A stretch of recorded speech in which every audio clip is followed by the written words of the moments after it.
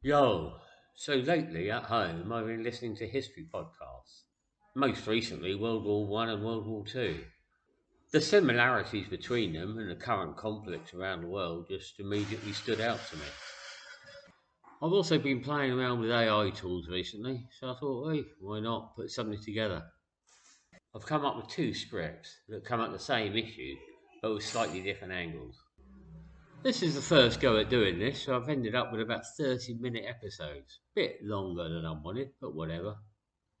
I'm going to get these two in a form that can be listened to, then take the lessons learned and go on to subjects that are a bit more light-hearted, more fun, and obviously shorter.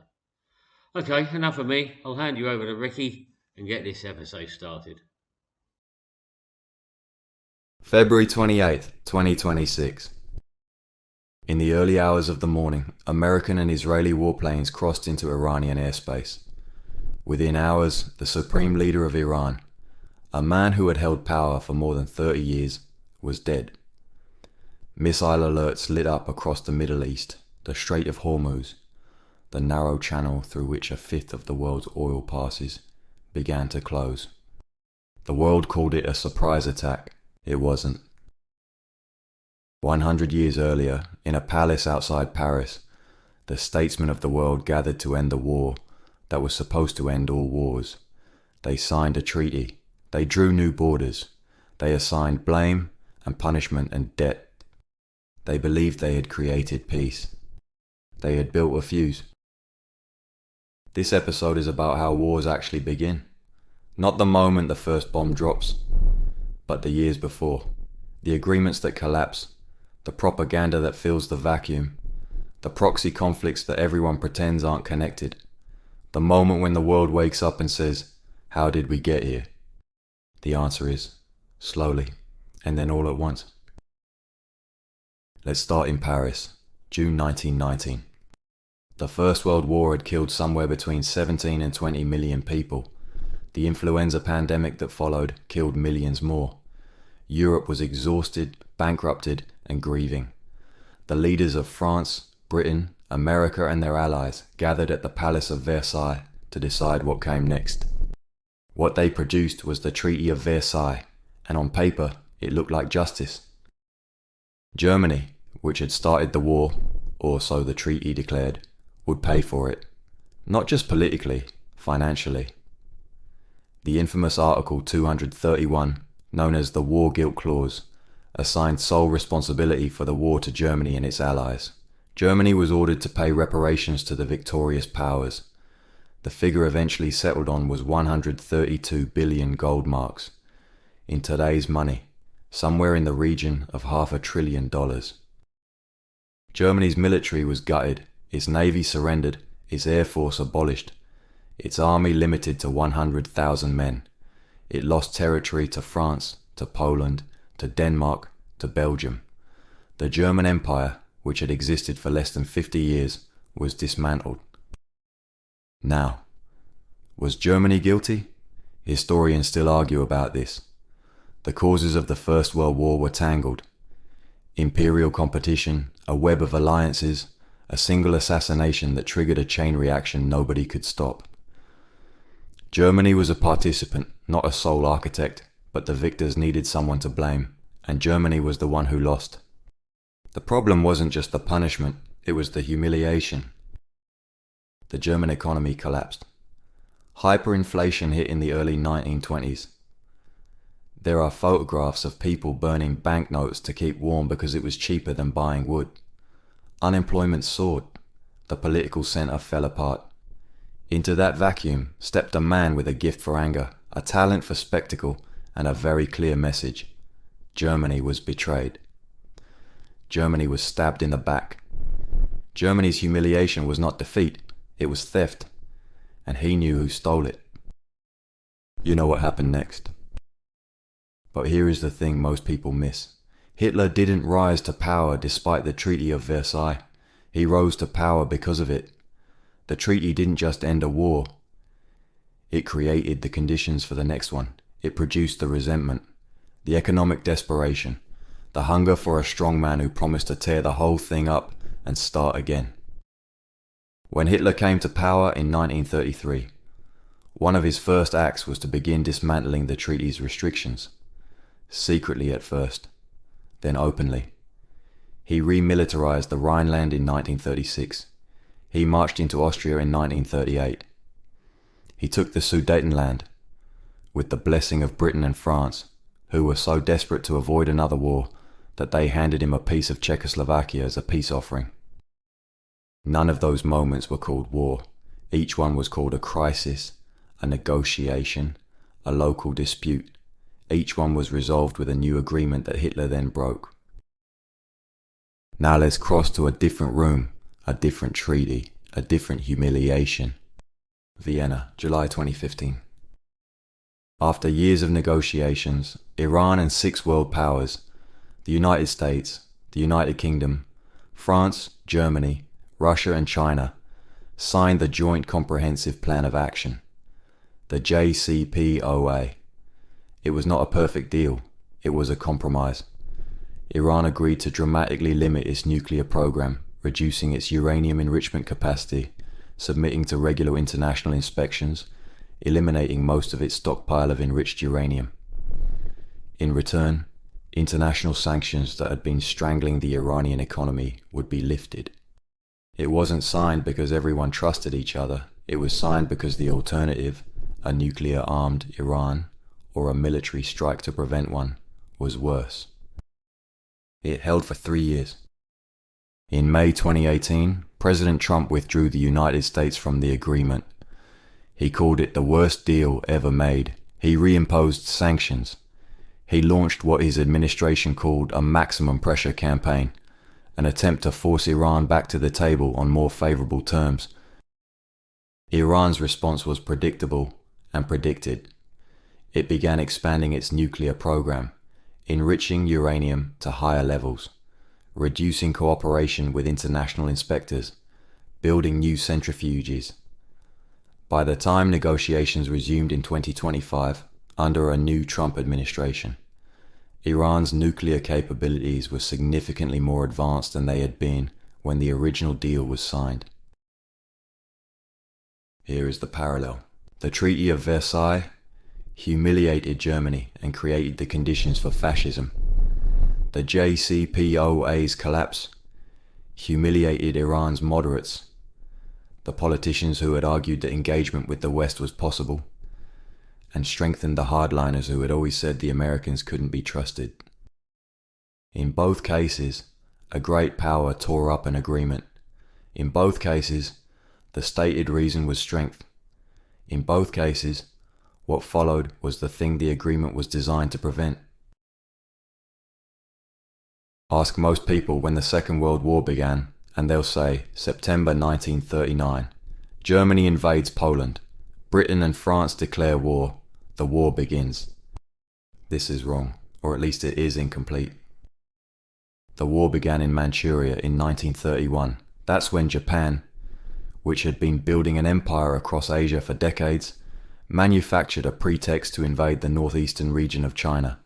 Japanese officers blew up a section of their own railway line and blamed Chinese dissidents. Using this as justification, the Japanese army moved in. The League of Nations, the international body created after the First World War to prevent exactly this kind of aggression, investigated, condemned Japan's actions, and did absolutely nothing. Japan withdrew from the League of Nations and kept Manchuria. In 1937, Japan launched a full invasion of China. Hundreds of thousands of civilians were killed in the city of Nanjing alone. This conflict would eventually kill between 10 and 25 million people. It was one of the largest and most brutal military campaigns in human history. It is not what most people think of when they think of the Second World War. Meanwhile in Europe, Hitler was moving too. Not all at once. One step at a time, watching to see who would stop him. Nobody did. In 1936, he sent troops into the Rhineland, a demilitarized zone under the terms of Versailles. Britain and France protested, that was all.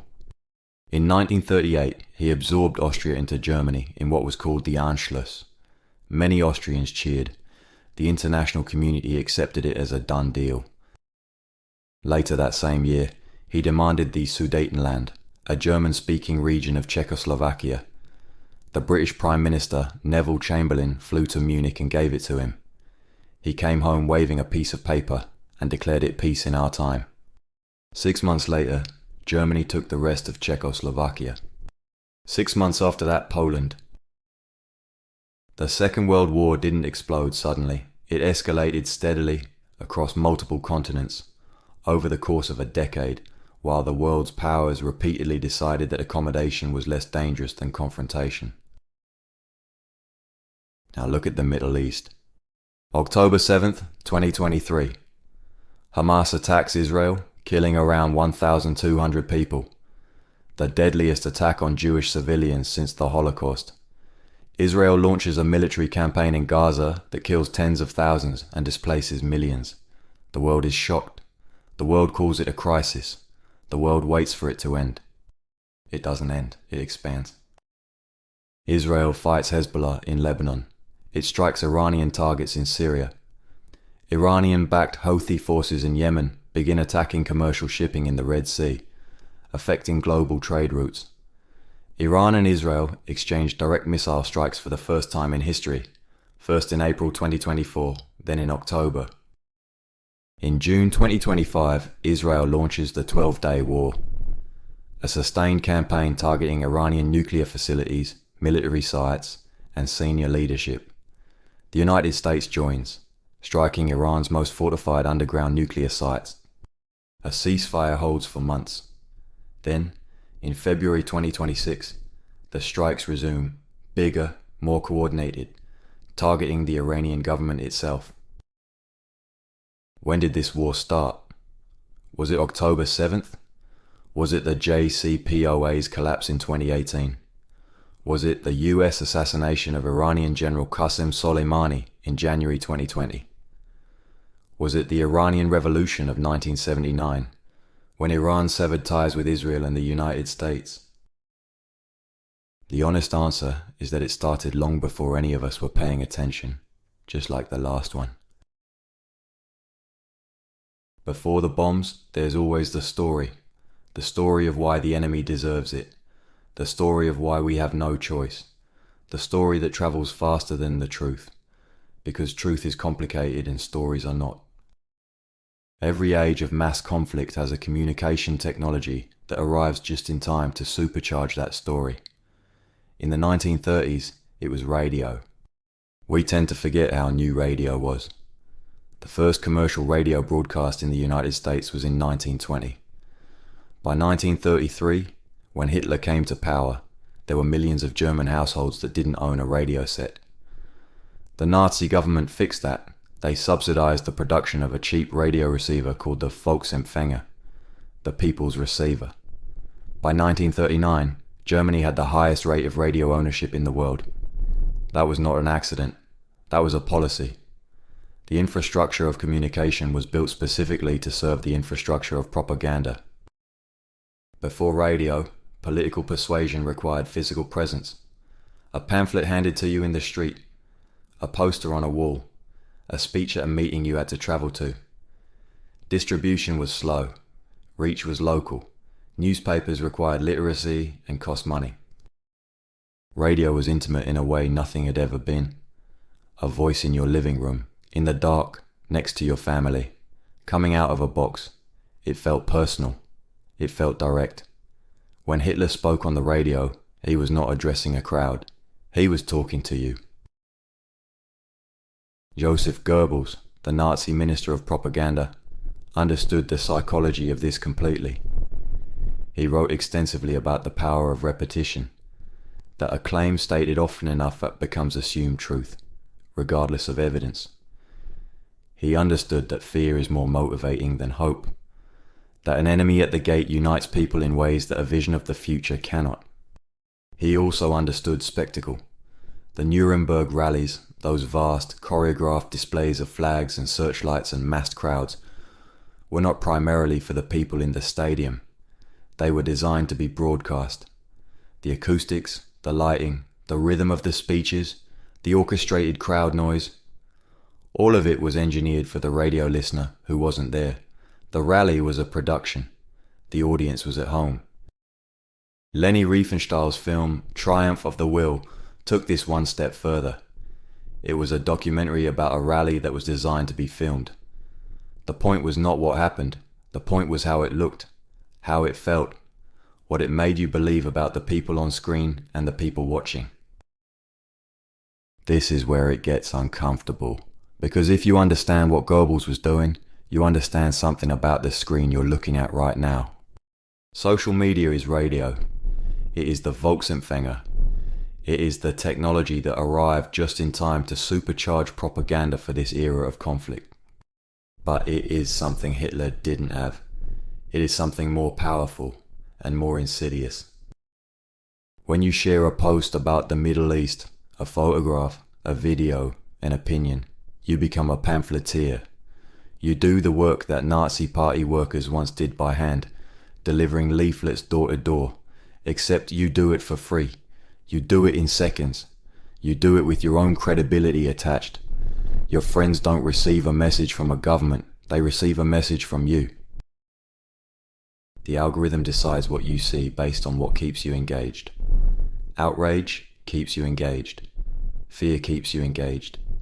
Content that confirms what you already believe keeps you engaged. Content that challenges your beliefs makes you uncomfortable, and you scroll past it. The algorithm learns this.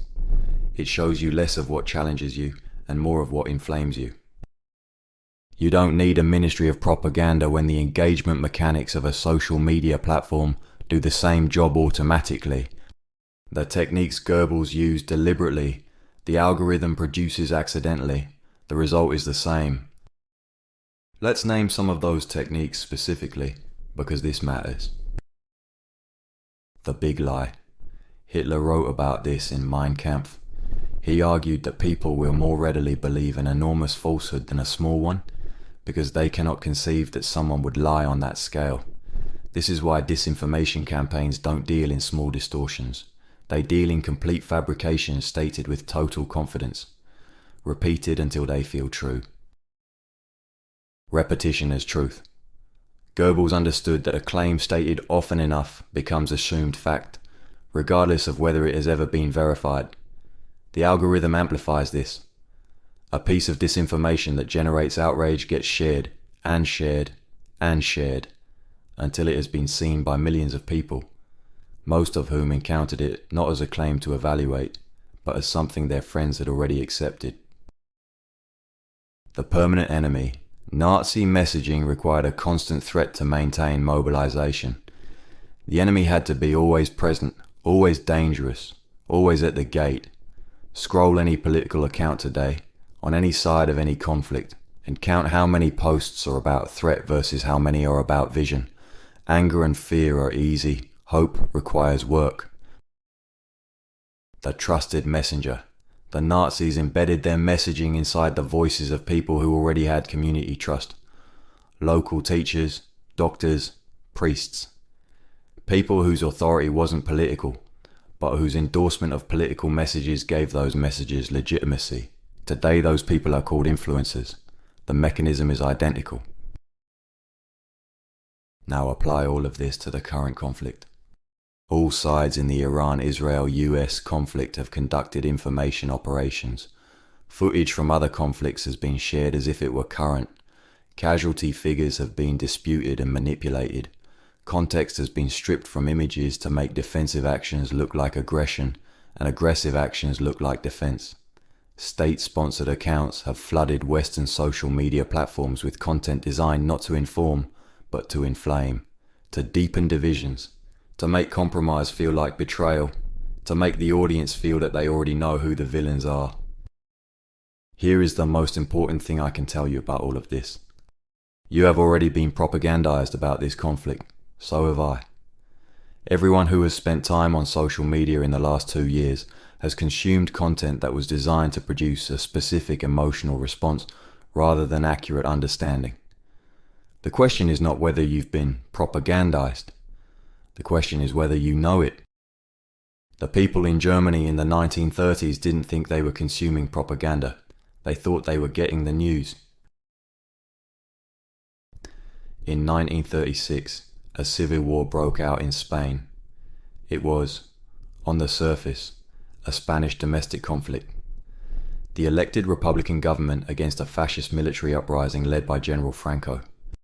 But Germany and Italy sent forces to support Franco. The Soviet Union sent forces to support the Republicans.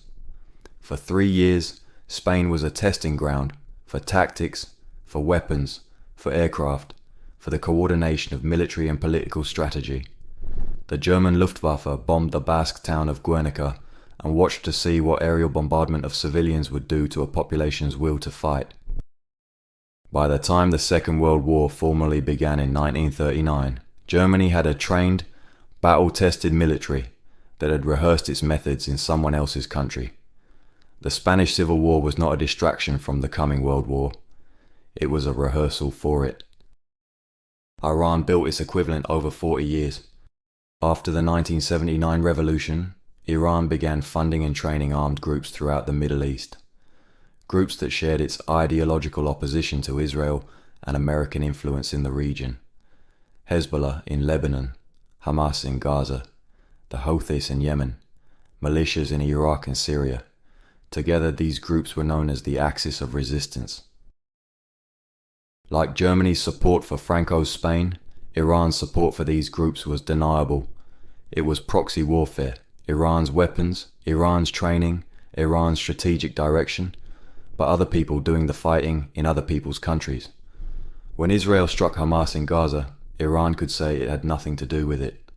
When Hezbollah fired rockets into northern Israel, Iran expressed solidarity, but not direct responsibility. This is how empires have always tested their capabilities, extended their reach, and maintained plausible deniability. It is how conflicts spread across borders without anyone officially declaring war. But proxy wars have a way of becoming direct ones.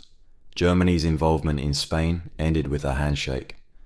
Iran's involvement in Gaza ended with direct missile strikes on Israeli territory for the first time in history. The firewall between proxy and principle collapsed. There is one more parallel worth drawing, and it is the most uncomfortable one. In 1938, Neville Chamberlain flew to Munich and gave Hitler the Sudetenland. His reasoning was not cowardice, it was calculation. Britain was not ready for war. Its military was underprepared. The memory of the First World War's carnage was fresh. The British public did not want another European war. Chamberlain believed that giving Hitler something, a limited concession, would satisfy him, and that continued diplomacy could prevent the worst. Winston Churchill disagreed. He argued, almost alone at the time, that accommodation was not preventing the next war, it was ensuring it. That each concession taught Hitler that aggression worked. That the only thing that would stop him was the credible threat of force and the will to use it. History has sided with Churchill on this, but here is what history often forgets. At the time, Churchill was the extremist. Chamberlain was the reasonable one, the man who flew to negotiate, the man who came home with a piece of paper, the man the public cheered. Now apply this to the current conflict, and notice that both arguments are being made again, in almost the same words, by almost the same types of people. One side says, Iran must be stopped before it acquires nuclear weapons. Accommodation only emboldens aggression. The lesson of the 1930s is that you cannot negotiate with a regime that is committed to regional domination. Military action is not the cause of instability, it is the cure. The other side says, military strikes will not destroy Iran's nuclear program. They will accelerate it by convincing Iran that only nuclear weapons can deter future attacks. The lesson of the 1930s is that punitive humiliation creates the conditions for extremism, not the cure for it. The JCPOA was imperfect, but it was working. Tearing it up was the mistake. Both sides cite the same history. Both sides believe they are Churchill. I want to end with a question rather than an answer. We have spent this episode drawing parallels between the 1930s and today. Broken treaties, propaganda machines, proxy wars that became real ones, escalation that everyone saw and nobody stopped. But analogies are not predictions. The world in 2026 is not the world in 1939. Nuclear weapons exist now. Global supply chains mean that a closure of the Strait of Hormuz affects not just the Middle East, but every country that imports oil. Social media means that public opinion shifts in hours, not months. The speed of information and misinformation is unlike anything the statesmen of the 1930s faced. These differences matter.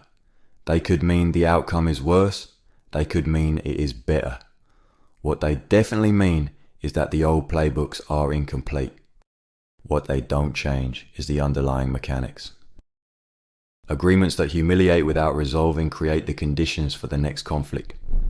Propaganda, whether broadcast by radio or amplified by algorithm, prepares populations for war by making the enemy familiar, hateable, and inevitable. Proxy conflicts expand until someone loses control of them.